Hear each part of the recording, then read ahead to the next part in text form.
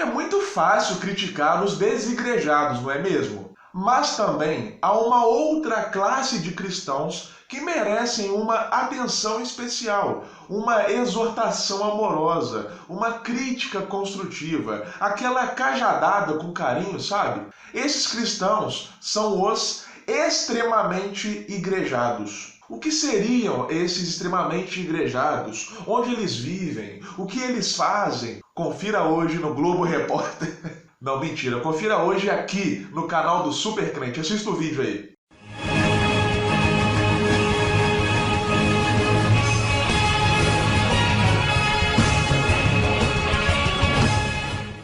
Fala, galera! Beleza? Esse aqui é mais um vídeo do Super Crente.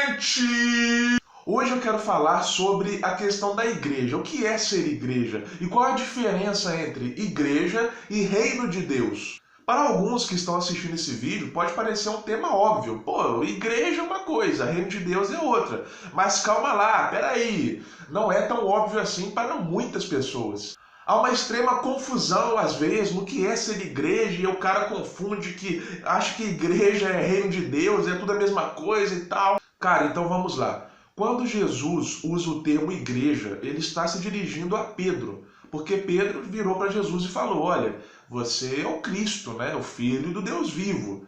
E aí Jesus responde a ele, sobre esta pedra eu edificarei a minha igreja, né? Ou seja, mediante essa declaração de Pedro, mediante essa certeza da fé, que a igreja iria subsistir pelos séculos. E é interessante que o evangelista Mateus, quando ele vai colocar no grego, né, esse termo igreja usado por Jesus, que nós sabemos, né, que o Novo Testamento foi escrito em grego por causa da cultura helênica da época, né? O grego, na época, era como se fosse o inglês hoje, né? Era uma língua comum, que o mundo inteiro falava. Então a cultura grega estava muito forte ainda, né? O Kratos ainda não havia matado todos os deuses do Olimpo. That is where you are wrong.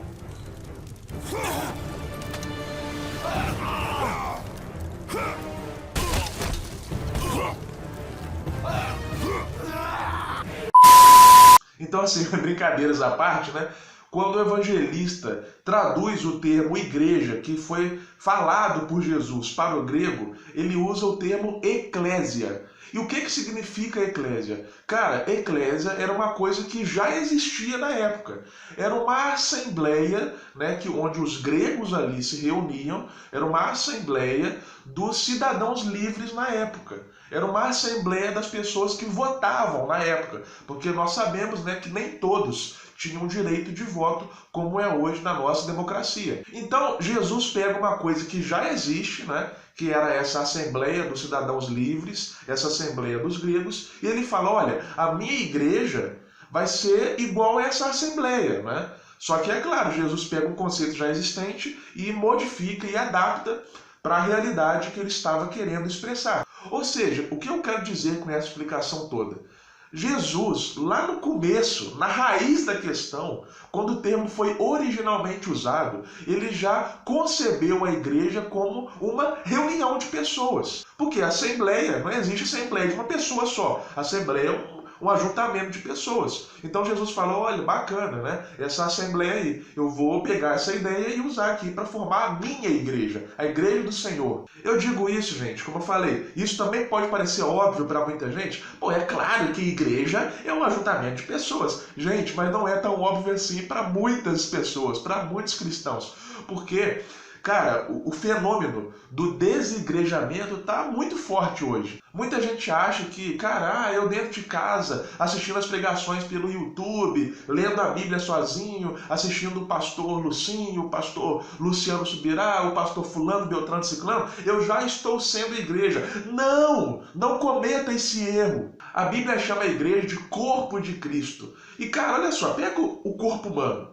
O corpo humano é formado por 2 orelhas, um nariz, uma boca, 2 braços, ou seja, o corpo humano em si é um conjunto de membros. Então não existe você falar, pô, esse braço aqui é o corpo humano. Não, esse braço sozinho não é um corpo humano.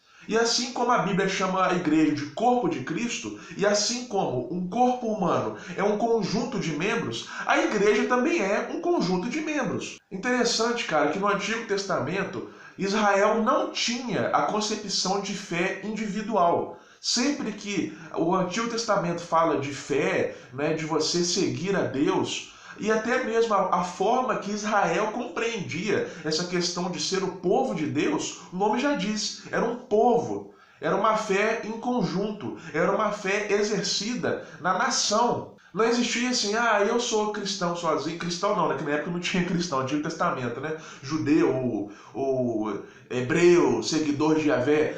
Eu sou o seguidor de Yahvé sozinho. Não, cara. A fé, já no Antigo Testamento, para a nação de Israel, era vista como um conjunto, como um todo. Tanto que os profetas, quando eles iam exortar o pecado, eles falavam sobre o pecado do povo, e não o pecado do Dino da Silva Saulo. Não, era o pecado do povo. Tanto que é chamado, como eu falei aqui já antes, o povo escolhido, né? Então, cara, realmente a Bíblia não dá margem nenhuma para você falar que você sozinho na sua casa é igreja. Beleza, já falamos sobre os desigrejados. Se você jogar no YouTube aí, você vai ver um monte de pregação, de gente puxando a orelha dos desigrejados, né? Então, beleza, já falamos bastante, é um tema que já até se esgotou. Mas agora eu quero falar sobre uma coisa que não se fala muito, né? Eu não sei por que não se fala muito, mas é tão nocivo quanto você ser desigrejado, que é aquela pessoa extremamente igrejada. O que é a pessoa extremamente igrejada? Bom, vamos à Bíblia para responder essa questão? Cara, lembra daquela passagem em que o apóstolo Pedro, ele está lá no monte, né? E se torna o monte da transfiguração, né? Porque antes da transfiguração não era um monte de transfiguração, era só um monte comum, né? Mas aí Pedro tá lá de boa e, cara, ele foi com Jesus, né, pra cima do monte. E aí aparece Elias, aparece Moisés também. E, cara, Jesus começa a conversar com eles, os três lá em glória, os três lá, sabe? Eu fico imaginando como é que estava o corpo deles, sei lá, devia estar tipo tocha humana, sabe? Ou um corpo brilhoso, sei lá, uma coisa muito doida. Tá lá Jesus, Elias e Moisés batendo papo, trocando ideia, e Pedro devia estar lá assim, ó. E babá! De boca aberta. E, cara, você imagina, você chega num lugar que tá Jesus Cristo, só de estar Jesus Cristo já tá bom, já tá o suficiente. Mas aí você imagina, aparecem dois outros heróis da fé, Elias e Moisés. Cara, eu, particularmente, não ia querer sair de lá. E é isso que Pedro tentou fazer. Ele virou para Jesus, né, para Elias e Moisés, e falou o seguinte: olha, galera, vamos fazer umas tendas aqui pra gente, tá tão gostosinho aqui nesse monte, poxa, eu tô aqui com vocês três, né? Poxa, quem sou eu para estar aqui desfrutando dessa presença? Então tá muito bacana, vamos fazer tendas aqui e ficar aqui no monte mesmo. Cara, olha só o que a Bíblia diz. Marcos capítulo 9, versículo 6. Pedro não sabia o que dizia. Olha só, cara, Pedro não sabia o que dizia. Se você quiser conferir, Marcos capítulo 9, versículo 6. Então a Bíblia nem precisava dizer, mas ela ainda faz questão de deixar claro que Pedro não fazia ideia do que ele estava falando. Porque, cara, ó, pensa bem comigo. A gente está na igreja, nós estamos ali com os nossos irmãos, nós estamos ali adorando, louvando ao Senhor, ouvindo a palavra, nós estamos ali com uma aguinha gelada, dependendo da igreja, com ar-condicionado, tudo bonitinho, tudo bacana, gostosinho. E aí, cara, você imagina o quão egoístas nós seríamos se nós falássemos assim: quer saber de uma coisa? Eu acho que eu vou morar aqui na igreja. Eu acho que vou ficar por aqui mesmo, não quero saber de sair, não quero saber do mundo lá fora, o mundo que se exploda, aqui tá bom demais. Cara, que egoísmo isso. Ou seja, pega o caso de Pedro, voltando ao caso de Pedro.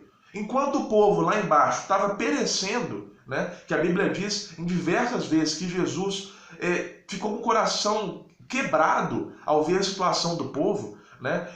A Bíblia fala que Jesus vislumbrou que o povo era como ovelhas sem pastor, né? Então, enquanto o povo lá fora estava assim, indo para o inferno mesmo, Pedro queria ficar ali confortável no monte, na presença de Jesus, com Elias e Moisés. Olha, que bacana, né, Pedro? Mas Pedro é como a gente, né? Pedro somos nós, não é mesmo? A Bíblia, a figura de Pedro é um arquétipo, né, do ser humano em si, né, cara? Arquétipo é um termo da psicologia que significa um modelo, né? Aquilo ali é realmente um modelo de como é o ser humano. Pedro é um raio-x, né, de como é o ser humano nas suas mais profundas vontades, nas suas atitudes, né, em várias passagens, não apenas essa. Mas porque nós também somos assim, cara. Quantas vezes eu e você queremos falar, quer saber, cara, deixa o mundo pra lá, deixa acontecer o que vai acontecer, aqui na igreja tá bom demais da conta. Cara, quantas vezes nós já pensamos isso, né? Então, isso também é errado. Por mais que você esteja sendo igreja, juntamente com seus irmãos, juntamente com seu pastor, cara, é errado se você for um cara extremamente igrejado, né? Um cara ou uma cara, né? Extremamente igrejado. Porque a Bíblia fala sobre o ide, prega o evangelho para o mundo inteiro, vai atrás dos perdidos, leve essa palavra para outros lugares. E aí eu foquei mais na parte do egoísmo, né? Aquelas pessoas que querem ficar por vontade própria. Mas também, cara, há aquelas pessoas que ficam dentro da igreja 24 horas se deixar, os chamados ratos de igreja, né? Mas porque elas compreendem errado o que é igreja e o que é o reino de Deus. Cara, vamos supor, se você pega a sua família num domingo à tarde, com aquele solzão, aquele sol do Teletubbies, sabe?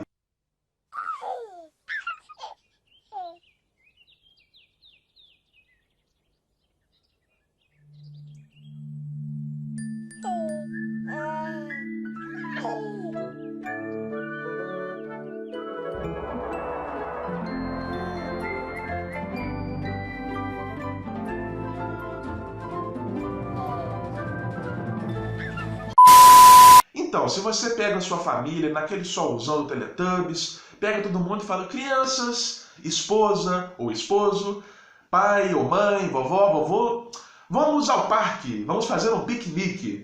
Aí você tá lá no parque, comendo seu piquenique, blá blá blá, tá lá todo mundo rindo, brincando, o cachorrinho latindo.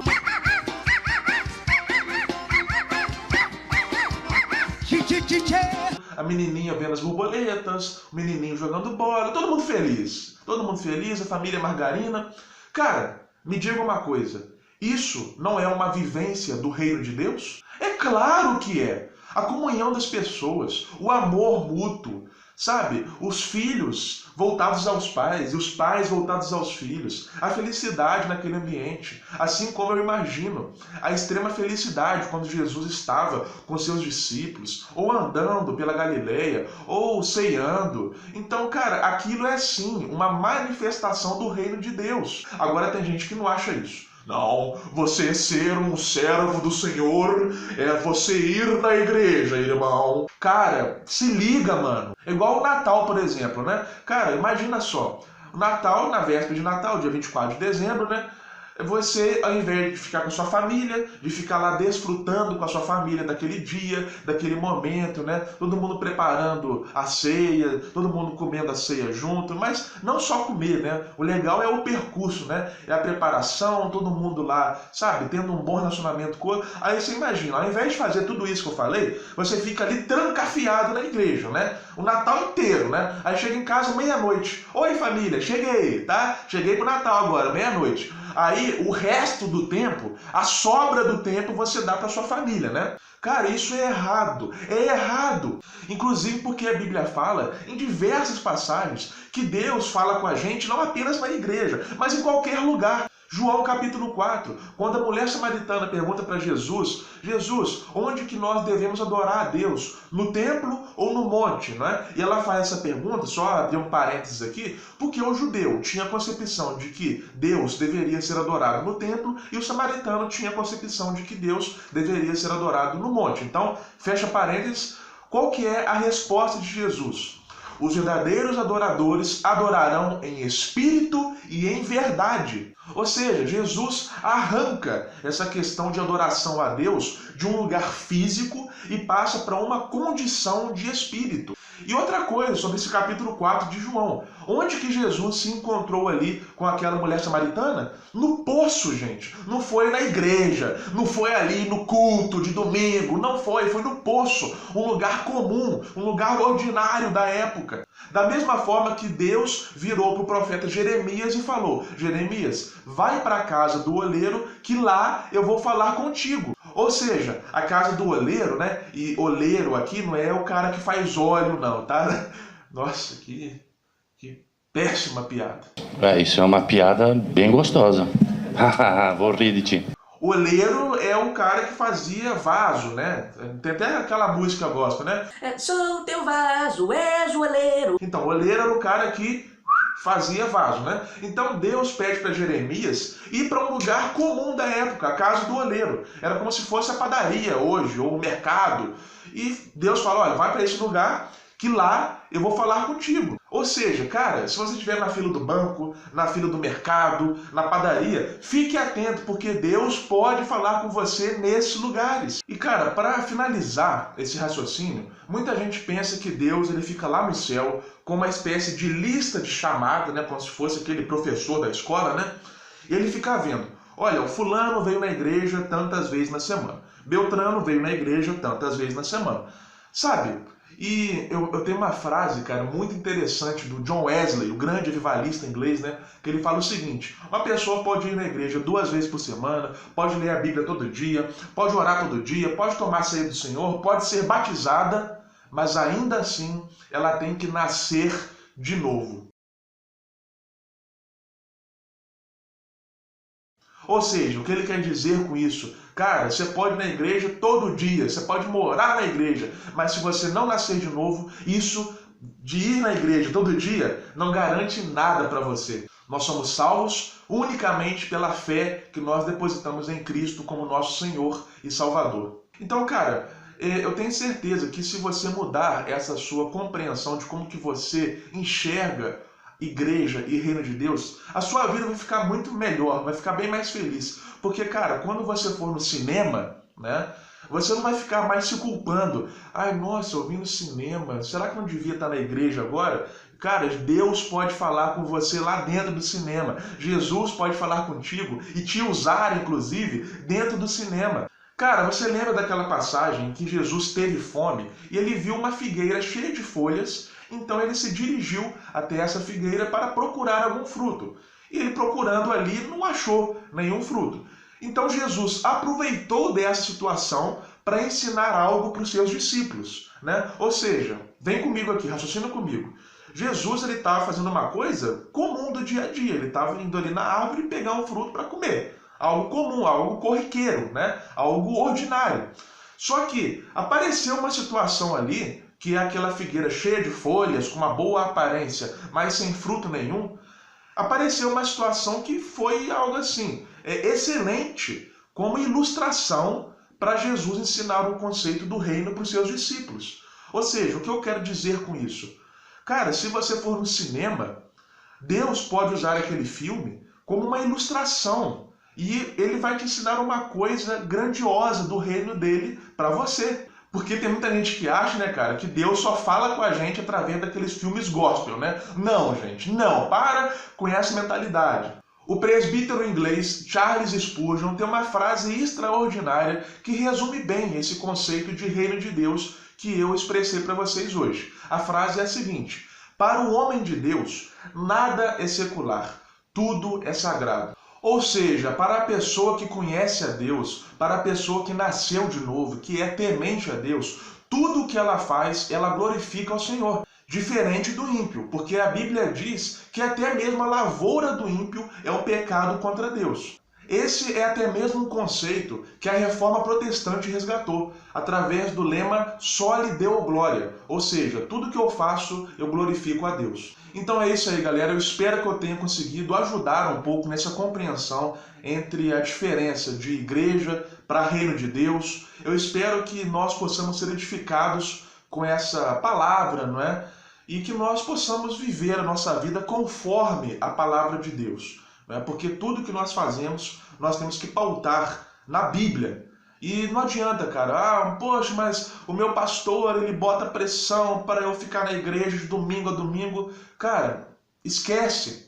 A autoridade do pastor está debaixo da autoridade bíblica. Então é isso aí, galera. Tamo junto sempre. Se inscreva no canal, deixe o seu like, siga o Super Crente nas redes sociais. Tamo junto sempre. Valeu!